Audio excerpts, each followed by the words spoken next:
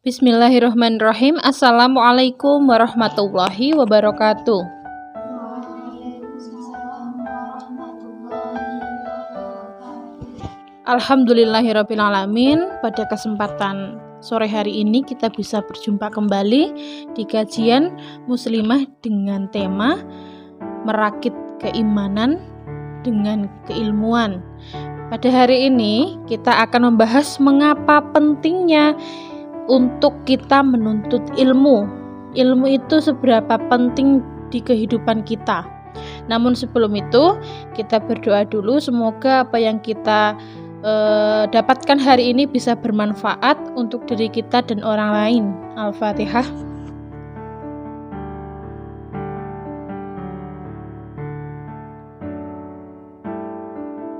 Amin amin ya rabbal alamin. Terima kasih genduk-genduk semuanya sudah menyempatkan waktunya untuk datang. Kita tolabul ilmi. Sesuai dengan tema kita hari ini, bahwasannya kita di sini berkumpul untuk tolabul ilmi. Nabi Muhammad SAW menegaskan bahwa menuntut ilmu itu wajib hukumnya untuk kita semua, baik itu muslimin dan muslimah, semuanya sama memiliki kewajiban menuntut ilmu. Ilmu itu tidak hanya mengenai ilmu dunia, namun di sini kewajiban kita terkait ilmu akhirat. Bagaimana kita bisa mendapatkan ilmu tentang sholat? Nanti kita akan ditanyakan bagaimana sholatmu, bagaimana ngajimu, bagaimana kamu zakat, semuanya akan ditanyakan. Berpuasakah kita atau tidak? Mengenai hal itu tentu kita akan bersiap diri. Ketika kita tolabul ilmi, kita bersiap-siap untuk meraih keridhaan Allah Subhanahu wa taala. Tandanya kita meluruskan niat terlebih dahulu. Kita berniat untuk menanamkan keilmuan dalam diri kita sebagai bekal untuk ke akhirat nanti. Bekal di dunia pun juga sama halnya dengan ini. Kita menuntut ilmu tidak hanya semata-mata untuk kepentingan pribadi, namun juga kita tularkan kepada orang lain sebisa kita, semaksimal mungkin dengan apa yang kita punya. Jadi ilmu itu memang mengantarkan kita pada dua hal, yaitu meningkatnya ketakwaan kita kepada Allah Subhanahu wa taala dan meningkatnya atau memperbaiki akhlak kita kepada sesama. Jadi ketika kita sudah menuntut ilmu, bertolabul ilmi, ada dua hubungan yang Allah perbaiki, yaitu hubungan manusia dengan Tuhan atau hablum minallah, dan hubungan kita dengan manusia yaitu hablum minannas. Lalu apakah kita perlu ilmu itu untuk bekal dalam keseharian? Tentu ilmu itu menjadi pokok. Ibaratnya kita makan itu seperti nasi. Kalau ada nasi, insya Allah pelengkapnya itu akan datang dengan berbagai macam rasanya. Namun nasi adalah suatu kepokokan sebagaimana kita bisa mengambil manfaatnya untuk kehidupan sehari-hari. Ilmu itu menjadi sebuah keutamaan, karena dalam keutamaan itu ada kemuliaan. Jadi kita sebagai manusia, ketika sudah ada peringatan itu sebuah kewajiban. Di dalamnya akan banyak sekali hal-hal yang sangat bermanfaat untuk diri kita sendiri ketika kita melakukannya. Lalu bagaimana kita bisa membulatkan niat untuk bertekad menuntut ilmu dengan pasti, Bu? Di sini niat kita itu dipertaruhkan. Ya, dipertaruhkan itu artinya mau bagaimana kita mendapatkan. Sebagaimana kalau kita mau menjadi dokter, kita harus sekolah dulu. Ilmu itu bermanfaat ketika kita akan menjadi guru. Harus punya ilmu dulu. Kalau tidak punya ilmu, kita tidak bisa menjadi, ya itu tadi, dokter, guru, insinyur, terus apalagi semuanya bidang kehidupan itu membutuhkan ilmu. Segitu pentingnya loh, Nduk, ilmu dalam kehidupan kita. Aspek utama. Jadi kita sebagai generasi muda, generasi penerus yang nanti akan menduduki sebuah gelar Madrasatul Al-Ula, yaitu madrasah pertama bagi anak-anak nanti.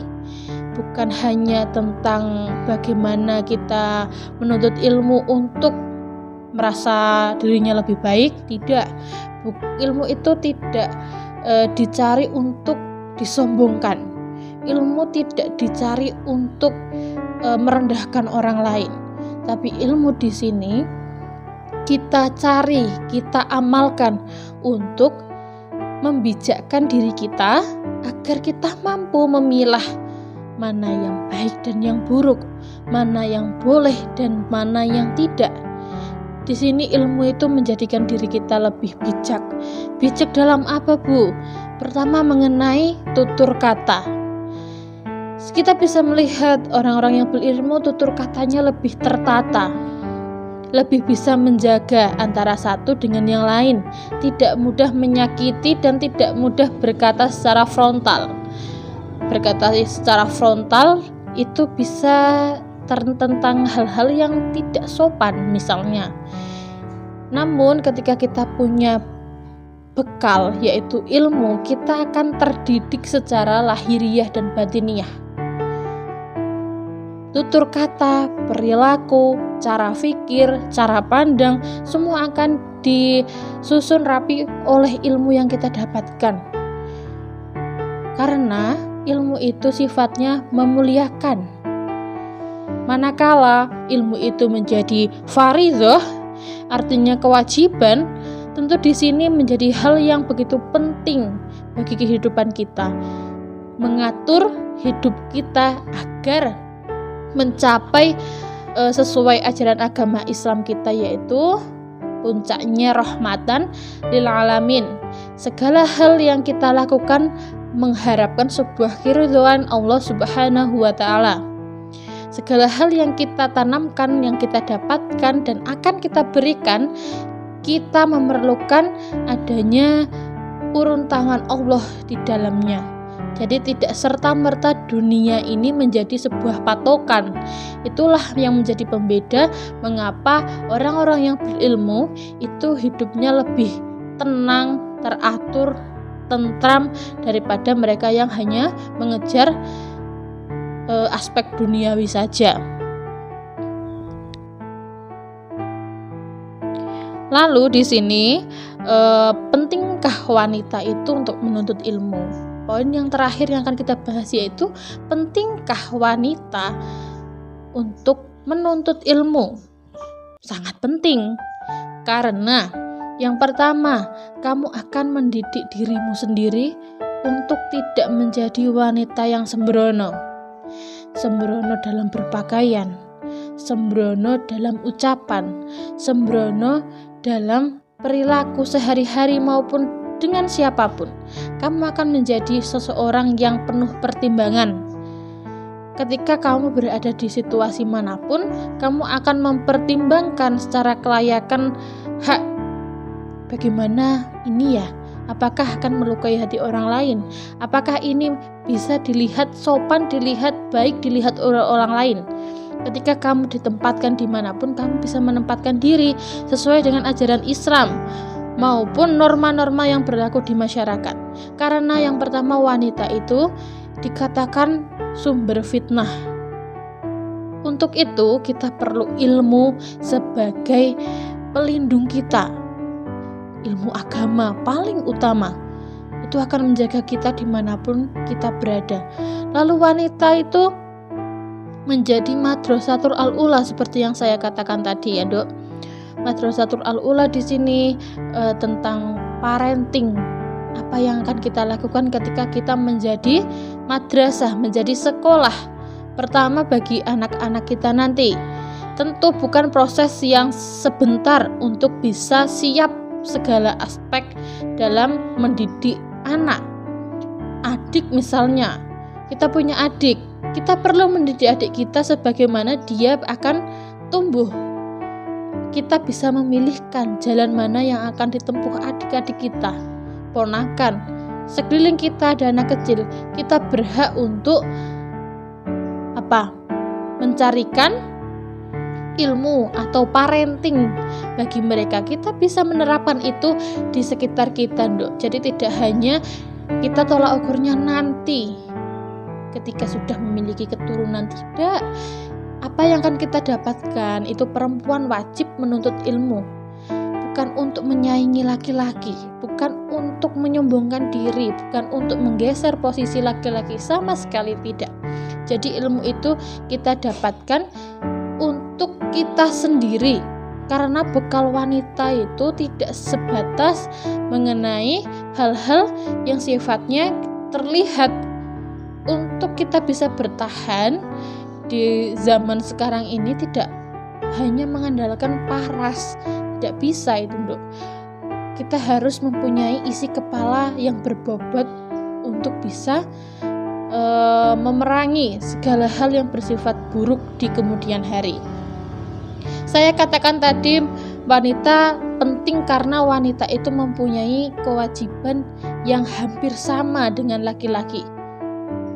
Kewajiban itu mungkin berbeda jenisnya, tapi memang segi tanggung jawab kita memiliki tanggung jawab yang hampir sama. Untuk itu bekal-bekal yang kita siapkan nanti untuk menjadi wanita yang tangguh, wanita yang suka ilmu, wanita yang cinta ilmu, itu tidak semerta-merta kita dadak. Nggak bisa, harus kita mulai dari hari ini. Ketika kita mendapati ujian dalam tholabul ilmi, apa yang kita lakukan, Bu? Yang pertama, kita menyerahkan segala hal kepada Allah Subhanahu wa Ta'ala, termasuk mengenai apa yang kita hadapi dalam tholabul ilmi. Misalnya ketika kalian terbentur tentang biaya dalam tholabul ilmi secara formalnya di sekolah, itu kita bisa mencari solusi dengan orang-orang di sekeliling kita, pasti akan bisa terselesaikan. Namun jika problemnya itu dari dalam, kita kehilangan motivasi untuk menuntut ilmu misalnya, kita cari di mana, Bu? Kira-kira apa yang bisa kita lakukan? Yang pertama, kembali lagi kepada niat. Kita bulatkan lagi niat kita. Yang namanya orang dalam perjalanan itu pasti akan ada hambatan. Tidak mungkin setiap perjalanan itu memiliki sisi kemulusan. Tidak mungkin, Dok. Pasti nanti akan ada halangan, rintangannya. Namun hal itu tidak membuat diri kita lemah, tapi harus bisa membuat diri kita semakin kuat melewati badai apapun itu. Semisal kalian itu pengen menuntut ilmu dimanapun, ilmu itu tidak terikat. Ilmu itu ibarat lautan yang tidak pernah surut. Jadi semangat kalian juga harus tetap menyala, harus tetap berkobar, di mana lautan yang tidak pernah surut itu tandanya ilmu itu tidak terbatas. Dimanapun, kapanpun, dengan siapapun kalian bisa mengambil hikmahnya. Tidak ada manusia yang sempurna, Dok. Tapi setiap manusia pasti memiliki sisi positif yang bisa kita ambil pelajaran hidupnya. Dimanapun ilmu itu, makanya kalau kita lagi tholabul ilmi di sekolah, tawaduknya kepada Bapak Ibu guru, karena doanya yang akan menembus halangan-halangan yang ada dalam diri kita. Jadi kita faham, kita bisa membuka diri untuk hal itu. Demikian tentang materi pentingnya menuntut ilmu. Silahkan apabila ada yang ditanyakan, kita masuk sesi tanya jawab.